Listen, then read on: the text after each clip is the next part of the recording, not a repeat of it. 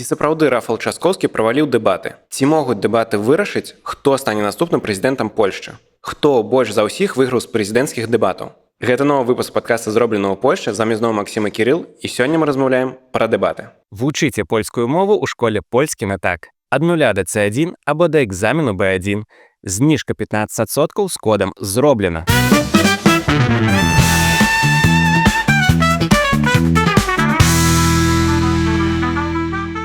Для мяне перад пачаткам дэбатаў увогуле было незразумела, чаму ўсе такія крэйзі вакол іх і чаму гэта так важна. Але калі я пабачыў вынікі апытанняў, крыху стала больш зразумела. Распавядзі крыху кантэксту. Чаму дэбаты сапраўды такія важныя? Што яны рэлі могуць вырашыць вынікі выбараў? Я ўпэўнены, што тыя гледачы, якія уважліва глядзяць наш падкаст, заўважылі, што я шматкроць казаў, што дэбаты лічу асабліва важнымі. І ўвогуле удзел у перадвыбарчых дэбатах, на мой погляд, павінен быць проста абавязковым. Бо гэта дазваляе нам паглядзець на кандыдатаў па-за зонай камфорту, так, у ненатуральным для іх асяроддзі. Слухай, я, магчыма, больш з іх не хацеў бы бачыць па-за зонай камфорту. Ведаеш, вось, але ты пабачыў і яшчэ больш упэўніўся ў тым, што не хацеў бы іх бачыць, насамрэч. Да, ні за каго. Вось, і так, і ў гісторыі, насамрэч, бывалі прыклады, калі проста перадвыбарчыя дэбаты пераварочвалі выбарчую кампанію і вельмі моцна ўплывалі на вынік выбараў. І гэта здаралася не толькі ў Польшчы, і таксама па ўсім свеце. Вось, давай, ты кажаш, што самы знакаміты прыклад з ЗША Ніксон. Што за прыклад? Гэта былі першыя тэлевізійныя паўнавартасныя дэбаты, якія адбыліся ў 60-м годзе паміж кандыдатамі ў прэзідэнты ЗША Рычардам Ніксонам і Кеннеді. Там было некалькі раўндаў дэбатаў, але ў гісторыю перадусім увайшоў першы. Падчас гэтай дэбаты на тэлебачанні, што было, насамрэч, чымсьці абсалютна новым, Кеннеді выглядаў як малады, жыццярадасны чалавек у вельмі добра сшытым касцюме, усміхаўся і ўвогуле выглядаў вельмі упэўнена.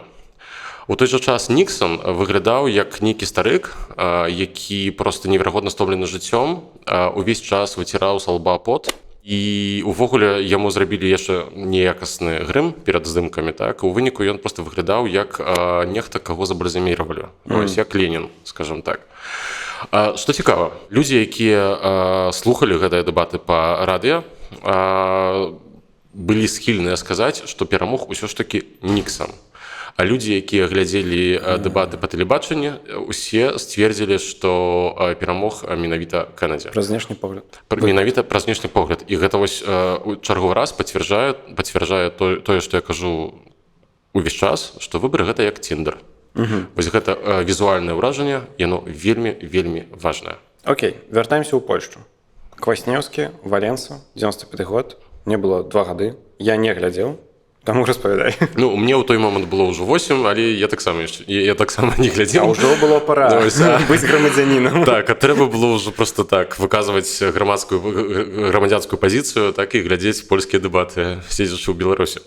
Так вось, у Польшчы таксама было некалькі выпадкаў, калі дэбаты вельмі моцна паўплывалі і засталіся ў гісторыі. Мы таксама, вось, калі я вучыўся ў польскім ВНУ, разбіралі некалькі прыкладаў польскіх дэбатаў, якія ўжо на той момант былі. Так. І перадусім гэта дэбаты паміж тагачасным прэзідэнтам Лехам Валенсай і кандыдатам у прэзідэнты Александром Кваснеўскім. Падчас дэбатаў штаб Александра Кваснеўскага, маладога палітыка 40-гадовага, так, яны прыдумалі некалькі такіх прыёмчыкаў, як на гэтых дэбатах перамагчы. Гульня была, скажам так, не зусім чэсная і не зусім чыстая. Перад пачаткам дэбатаў штабы кандыдатаў дамовіліся, што прыйдуць адначасова о нейкай гадзіне ў студыю. У выніку, калі прыйшоў Валенса, то ён быў там толькі адзін. Вось, яго заставілі чакаць. Ён сядзеў і чакаў. Прэзідэнт, дзейны прэзідэнт. Александр Кваснеўскі увайшоў у студыю літаральна за хвіліну да пачатку трансляцыі. Ён увайшоў і прывітаўся за руку з усімі журналістамі і прайшоў побач з Лехам Валенсай, не падаўшы яму руку. Лех Валенса – чалавек просты, электрык з судаверфі, так, гданьскай, сточні. Вось, ён проста пачырванеў ад злосці і падчас дэбатаў увесь час сядзеў проста максімальна раззлаваны. калі пад канец уже дэбатаў напрыканцы Александр Кваснеўскі падышоў да яго падчас трансляцыі і падаў яму руку, то Лех Валенса выпаліў: табе я магу хіба што ногу падаць.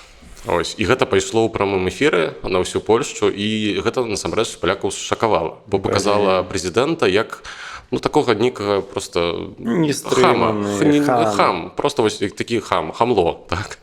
Пасля ён там недзе там кінуў каментар, што вось ты ўвайшоў тут у студыю як у хлеў і анімэ, а не кукурыку. Ось, нешта такое, так. Ну і карацей, гэта вельмі моцна паўплывала, бо згодна з запытаннямі перамог у гэтыя дэбаты, так, перамог Александр Кваснеўскі, там каля 70% чалавек, 67 ці 70%. А на Леха Валенсу паставілі тут 15. Вау. Вось. І то бок гэта іміджава вельмі моцна паўплывала і мела вялікі ўплыў на вынік выбараў. Блін, такі Mind Games, это вельмі цікава слухаць. Ёсць яшчэ адно супрацьстаянне. Так. І цяжалавесаў, цяжкавесаў. Туск супраць Качынскага. Так, калісьці яшчэ на самым пачатку нашага падкаста у нас была серыя пра польска-польскую вайну і гісторыю супрацьстаяння паміж Ярославам Качынскім і Дональдам Тускам. І адным з пунктаў гэтага супрацьстаяння, такой, скажем так, вехай, з'яўляецца 2007 год. Тады ў Польшчы рассыпалася кааліцыя, якую стваралі партыя «Права і справядлівасць», «Самааброна» і Ліга польскіх родзін, і адбываліся перадтэрміновыя парламенцкія выбары. Перад гэтымі выбарамі былі зарганізаваныя ў ТФУП вельмі крутыя дэбаты, там было некалькі раундаў. Гэтыя дэбаты ўвайшлі ў гісторыю тым, што Дональд Туск фактычна раз'ехаў Ярослава Качынскага, але таксама там не абышлося без паліттэхналогій, без вельмі добрых паліттэхналогій. Але гэта палітыка. Все было не вельмі чэсна, скажем так. Карацей, дэбаты адбываліся з удзелам видоўні, так, гледачоў. Ось. Дональд Туск, ягоны штаб зарганізаваў, каб туды прыйшлі маладзёжная арганізацыя платформы, грамадзянская платформа. Яны ўвесь час перакрыківалі Ярослава Качынскага, рабілі бу. Вось, хлопалі, калі казаў Туск. Карацей, рабілі ўсё, каб вывесці з сябе Ярослава Качынскага. І создавалі яшчэ прыемную карцінку для платформы. І стваралі прыемную карцінку і такую больш прывабную, значна, для Дональда Туска. І, канечне, так, Дональд Туск быў выдатна проста да гэтага прыгатаваны. Ён вельмі добра папрацаваў са сваімі штабоўцамі і з паліттэхнолагамі, якія там былі. У іх тады былі там добрыя людзі. І, канечне, у гісторыю ўвайшлі некалькі фразачак, напрыклад, калі Дональд Туск сказаў Ярославу Качынскаму «Move me донак», то бок называй мяне донак.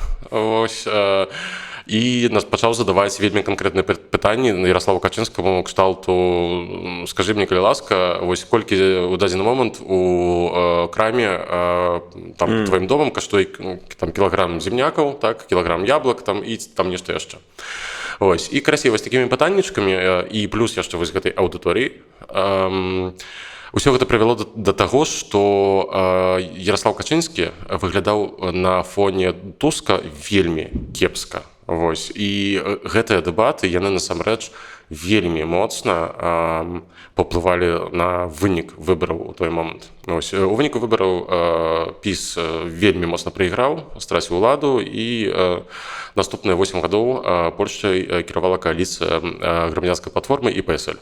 Яшчэ ты казаў, што Качынскага гэта вельмі траўмавала. Так, дарэчы, так, гэта праўда, і гэта кажуць проста, гэта па-першае бачна, а па-другое, гэта кажуць людзі з блізкага асяроддзя Ярослава Качынскага. Ён больш ніколі не пагаджаўся на ніякія дэбаты. Вось, і увогуле ён пазбягае прамой размовы з Дональдом Тускам вось з таго моманту.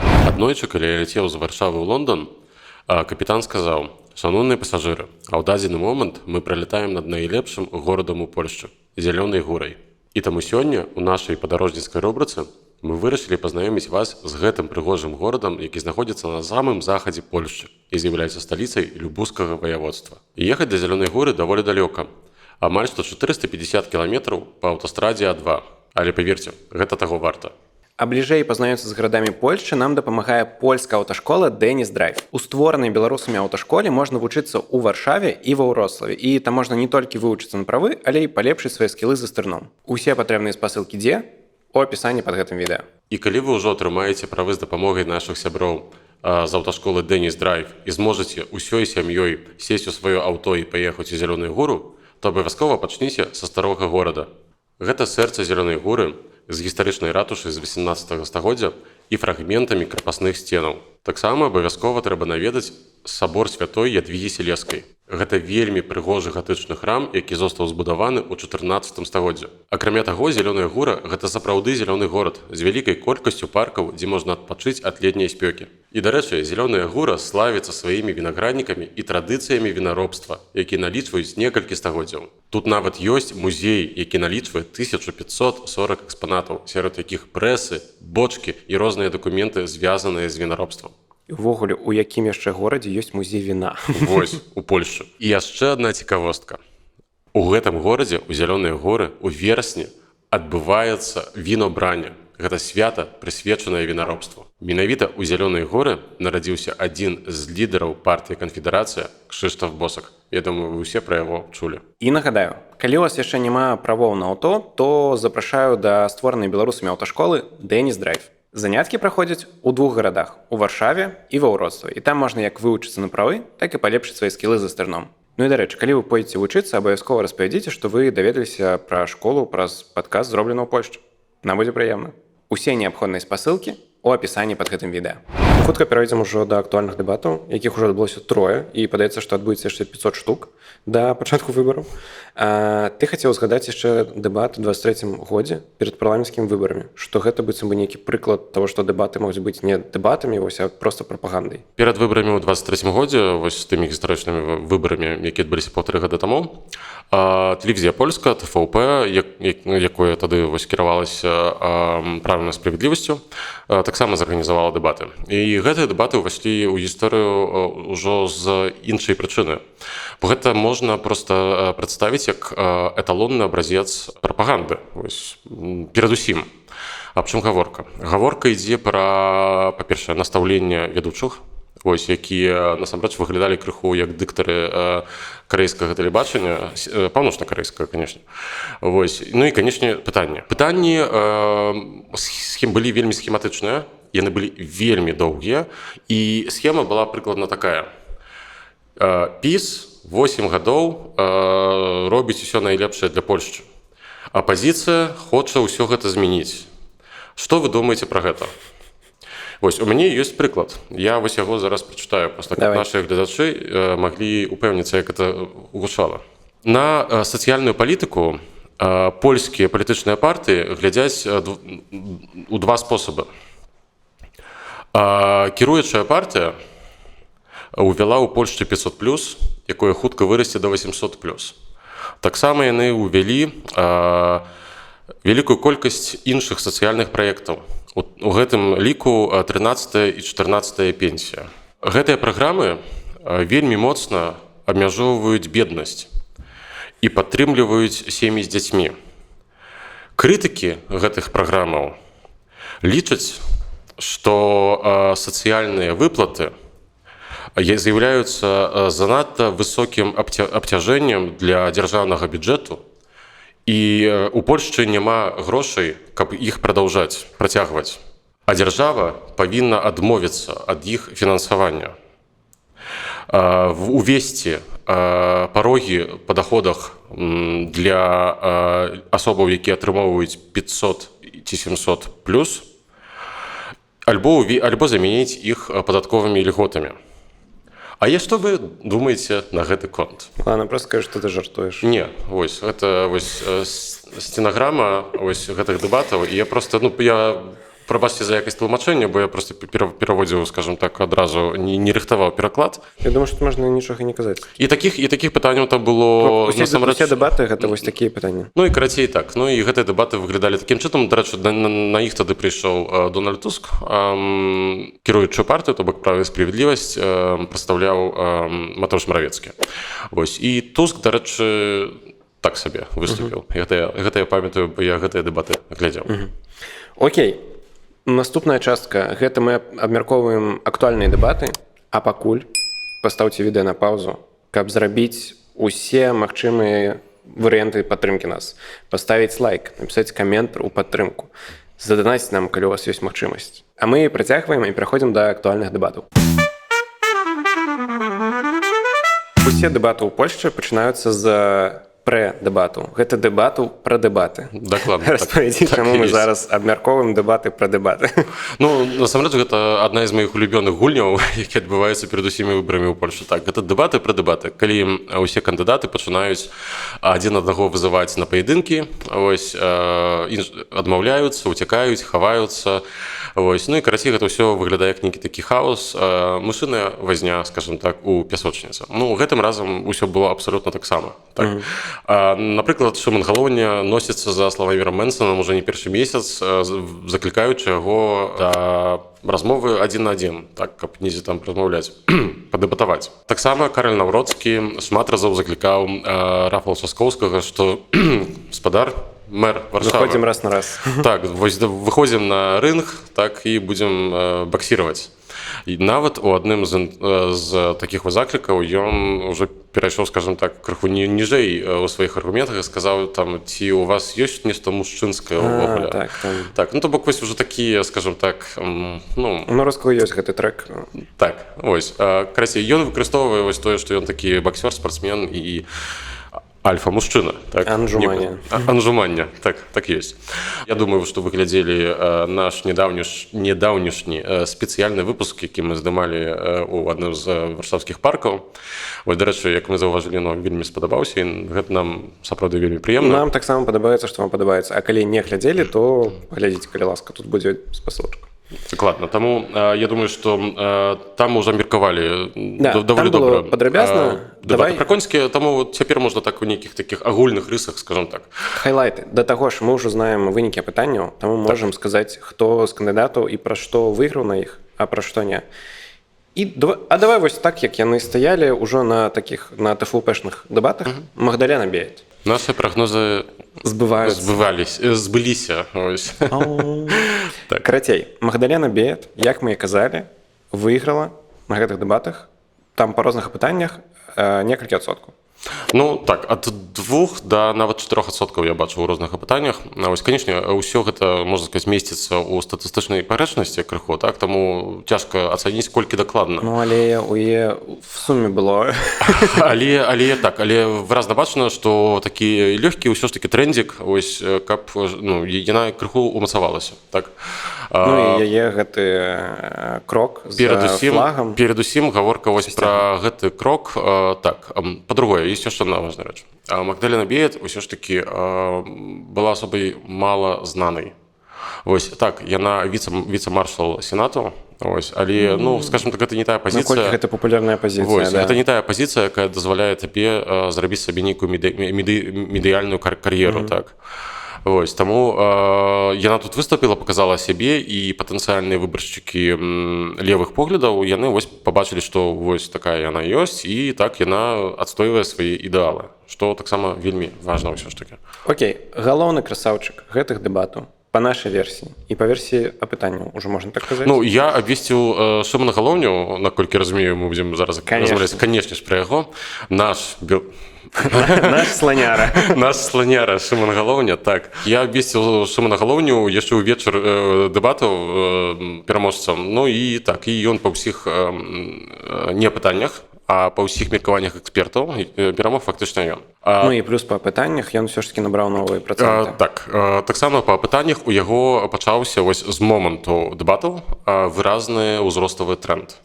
Ось, адным словам, Шымон Галоўня вярнуўся. Вось. Але пра яго мы яшчэ падрабязна размаўляем у нашым наступным выпуску, таму, калі ласка, сачыце за анонсамі і глядзіце абавязкова праз тыдзень. Мацей Мацяк? Мацей Мацяк, гэта вось той чалавек, якім павінна зацікавіцца агенцтва контрвыведкі.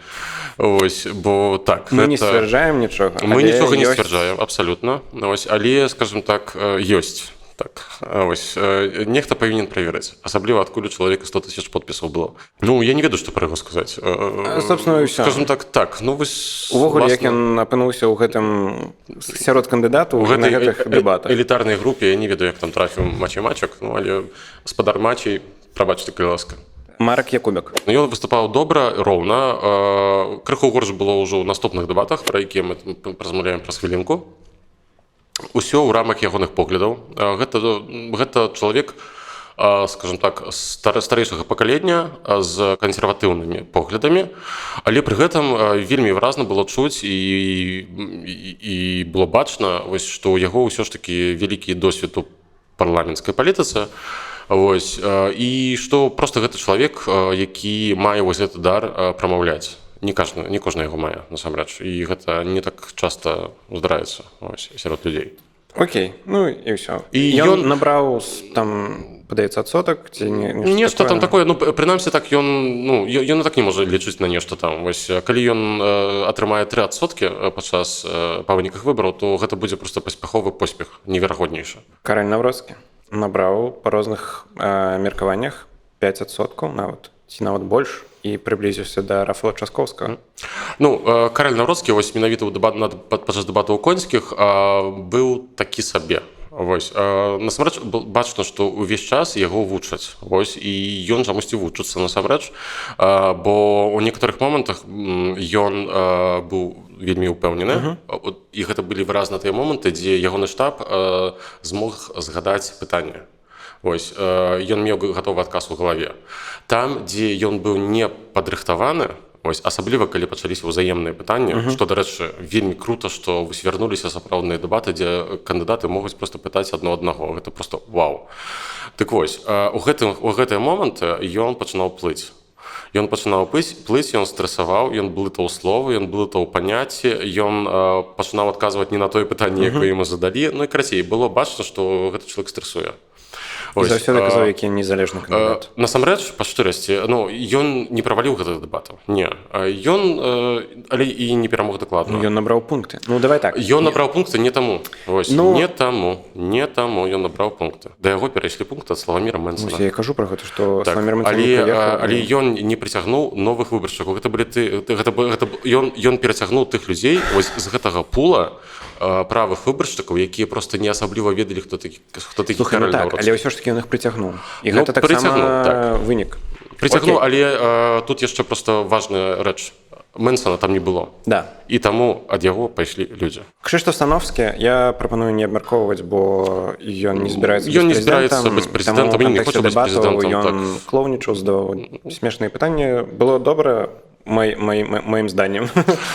Ну, скажем так, што мяне раздражняе, што ён абсалютна не хавае таго, якога боку ён прытрымліваецца. Сколько у яго было інтэрв'ю з Каралем Навроцкім? 3,5 гадзіны, здаецца. 3:20, напэўна. Дарэчы, я спрабаваў. Мы намагаліся патэлефанаваць. Я тэлефанаваў, але я успомніў пра гэты эфір занадта позна, і калі я датэлефанаваўся, і мне там трэба было пачакаць, то Станоўскі абвесціў, што апошняе пытанне і да відзення. Ён проста паглядзеў нумар, такі Кірыл тэлефануе, адразу не апошняе пытанне. Окей, Рафал Часкоўскі. Хоць вы мне ў каментарах, не ўсе вы, хтосьці з вас, я бачу і ў тык-току, і ў ютубе, пісалі, што я расійскі агент, што пішу дрэнна пра Рафала, пра Караля Часкоўскага. Што я пішу дрэнна пра Рафала Часкоўскага. І ўвогуле кажу, і ўвогуле нешта я заблытаўся. Вось, я не агент. Я просто бачу будучыню. Ён траціць у апытаннях, ён страціў больш за ўсіх. Ну, окей, Мэнсон таксама страціў, але не па гэтай прычыне. І нават было пытанне, я казаў, што ён дрэнна зрабіў, што зняў сцяг з трыбуны. Нават ёсць асобнае пытанне, дзе 40 з чымсьці адсоткаў палякаў сказалі, што гэта было дрэнна. Так, 44. Вось. А 22 сказалі, што добра. Да. Карацей, Рафал Часкоўскі, чаму ён страціў? Карацей, штаб Рафала Часкоўскага зрабіў вялікую стратэгічную памылку. Насамрэч, мы пра гэта таксама ўжо казалі крыху у нашым дадатковым спецыяльным выпуску рэакцыі. Па-першае, яму ўвогуле, з пункту гледжання ягонай карысці, ягонай кампаніі, увогуле трэба было не высоўвацца. Сур'ёзна. Хай яны там сябе ладзіць, дэбатуюць. Ось, ты з вялікім адрывам наперадзе, Ось, не рабі такіх памылак. Яны выскачылі з гэтай прапановай да Карля Наўроцкага. Я не разумею, як яны не прадбачылі, што ёсць іншыя кандыдаты, сярод якіх медыйшчык, які вельмі добра ўмее рабіць шоу, Шымон Галоўня. Ось плюс, што важна, падчас саміх дэбатаў Рафал Часкоўскі, па-перша, быў неверагодна стомлены, гэта было бачна. Да таго ж, ён абсалютна не быў падрыхтаваны да сустрэчы з іншымі кандыдатамі. Да таго ж яшчэ, так як бо ён з'яўляецца ўсё ж такі лідарам апытанняў, то было зразумела, што ўсе будуць атакаваць перадусім яго. Ну і яшчэ адна важная рэч. Рафал Часкоўскі, я паўтараў гэта заўсёды і буду паўтараць, што ён проста кепскі аратар, кепскі. Вось я не згодны з табой, дзе ты сказаў, што ён праваліў. Гэта не правал. Вось, падчас саміх дэбатаў ён усё ж такі, калі я рабіў нават твіт, такі трэд у твітары з ацэнкамі кожных кандыдатаў, то я яго паставіў на другім месцы. Ось, і даў яму 7 балаў з 10. Менавіта за самі дэбаты. Менавіта, я ацэньваю менавіта самі дэбаты. Я не кажу пра ідэю ўвогуле гэтых дэбатаў, так? Але ўсё разам прыводзіць да таго, што ён страціў больш за ўсіх. Бо ён, па-перша, меў больш за ўсё Што траціць, так. Ось. Таму ацэнка такая. Карзейка, калі хочаце падрабязней яшчэ раз наша меркаванне пра гэтыя дэбаты, паглядзіце наш спецвыпуск, а мы пераходзім да наступных дэбатаў. Я б яшчэ сказаў пару словаў пра першыя дэбаты, якія адбыліся на рыночнай плошчы ў горадзе Коньске. Шымон Галоўня, апроч таго, што ён перамог выразна падчас дэбатаў, дзе быў Рафал Часкоўскі, ён яшчэ паказаў сябе, прыехаўшы на дэбаты на рыночную плошчу, дзе быў асвістаны, так, але вытрымаў, добра рэагаваў на абсалютна непрыхільную яму публіку, бо там былі актывісты права і справядлівасці перадусім. Вось, і паказаў сябе з найлепшага боку. І нават напрыканцы, калі ўжо гэтыя дэбаты скончыліся, ён выйшаў перад шэраг і сказаў: добра, а цяпер усе ідзем да Рафала. Так, ну і ўсе пайшлі да Рафала. Пераходзім да трэціх дэбатаў, якія былі толькі на ТФ Рэпубліка. Там уже не было спору, хто гэта будзе паказваць. Маё адчуванне, што гэта былі такія суперправыя дэбаты. Ведаеш, правыя каналы, шмат правых кандыдатаў, адсутнасць Рафала Часкоўскага, Магдалены Бея, дарэчы. З такіх, як это, жандовых кандыдатаў урадавых былі толькі Шымон Галоўня і ўсё. Занберг супраць сістэмы. Так. Шымон Галоўня аддаваўся за ўсіх. Па-першае, я думаю, што нашы гледачы могуць быць вельмі моцна здзіўленыя, але я хацеў бы пахваліць тэлеканал «Рэпубліка» за арганізацыю гэтых дэбатаў. Калі стала вядома, што будуць такія дэбаты, то сярод розных журналістаў, палітолагаў таксама, я такі бачу меркаванне, што, о божа, будзе паўтарэнне з 23-го года. Прапаганда. Будзе нейкая такая тапорная, прымітыўная прапаганда. Не, трэба аддаць належнае. Па-першае, хадзілі чуткі, што не будзе магчымасці задаваць пытанняў адно-аднаму сярод кандыдатаў. Гэта было, і былі 3 раунда такіх пытанняў, і не можна было задаваць аднаму і таму ж чалавеку. Шмат. Так, што трэба было за кожным разам іншаму чалавеку, іншаму кандыдату. То бок, сапраўды атрымалася проста вельмі добрая у арганізацыйным плане, якасная размова, якая таксама дазволіла нам зірнуць на розных кандыдатаў па-іншаму. Канечне ж, у мяне ёсць вельмі вялікія падазрэнні, што у тэлеканала «Рэпубліка» быў план Б на выпадак, калі прыйшоў Рафал Часкоўскі. Я проста упэўнены, што ў них былі прыгатаваныя спецыяльны камплект пытаннячкаў. Магчыма, нейкія перформансы іншыя. Таму гэта была ўвогуле моя першая думка. Другое, што хацеў бы пазначыць, што я абсалютна ўпэўнены, што Карл Наўроцкі ведаў адказы на пытанні. Ён ведаў, якія будуць пытанні, і быў падрыхтаваны.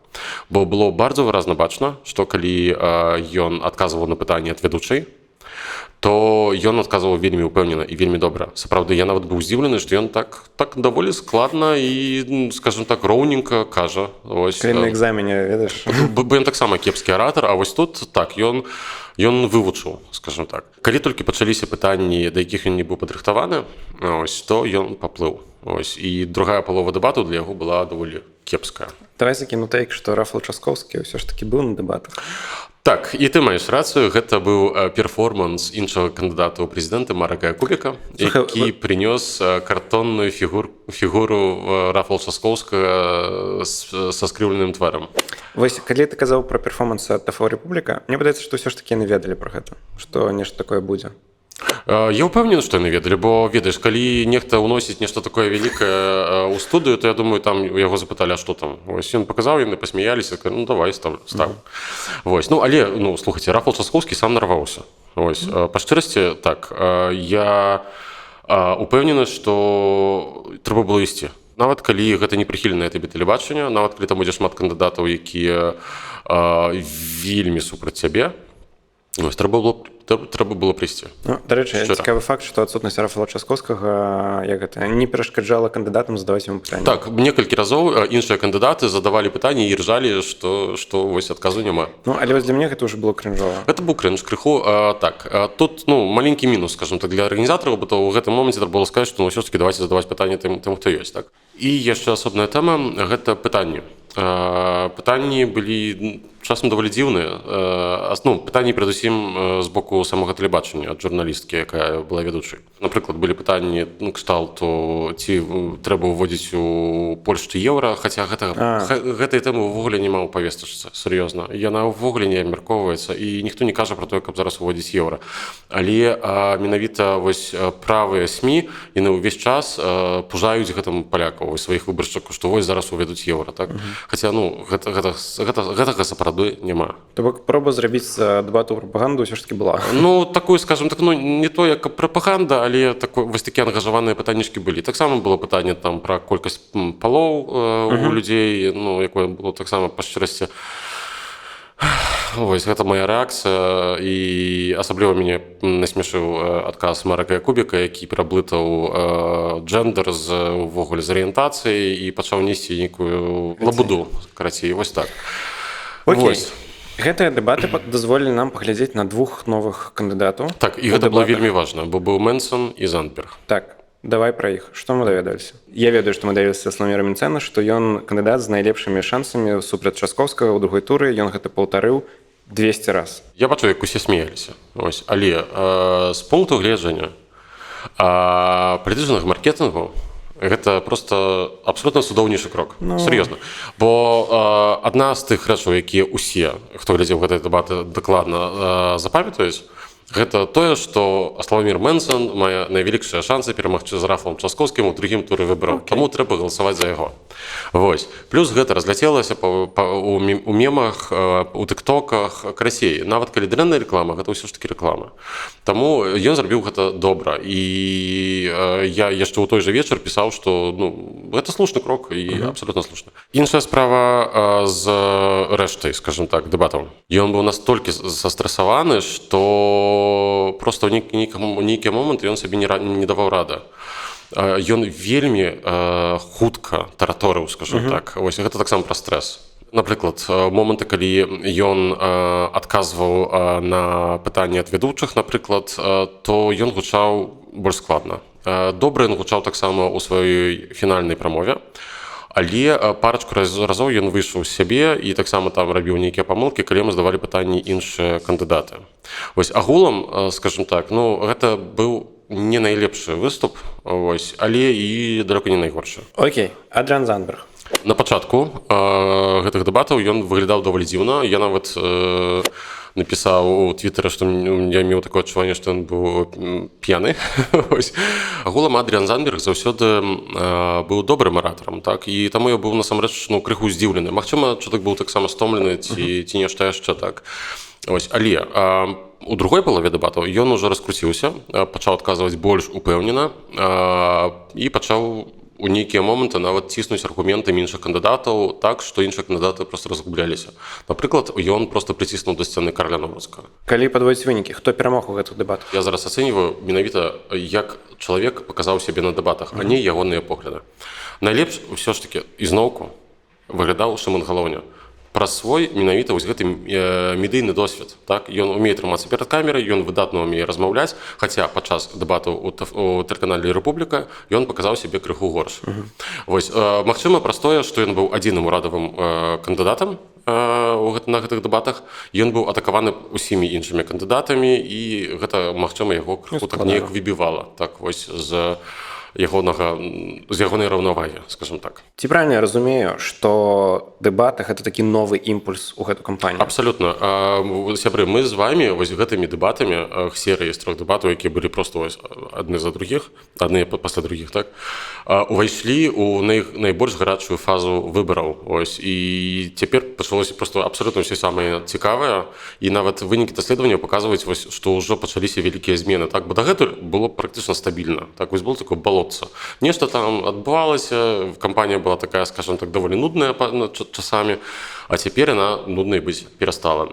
І таксама не забывайцеся, што у нас будуць прамыя эфіры. Ось, таму сачыце, глядзіце нас у прамыя эфіры, задавайце пытанні. Ну і, канечне, падтрымлівайце нас, каб мы зрабілі гэтыя эфіры вельмі якасна і крута. Не забывайцеся, ёсць Buy Me a Coffee, Patreon і ўсё астатняе.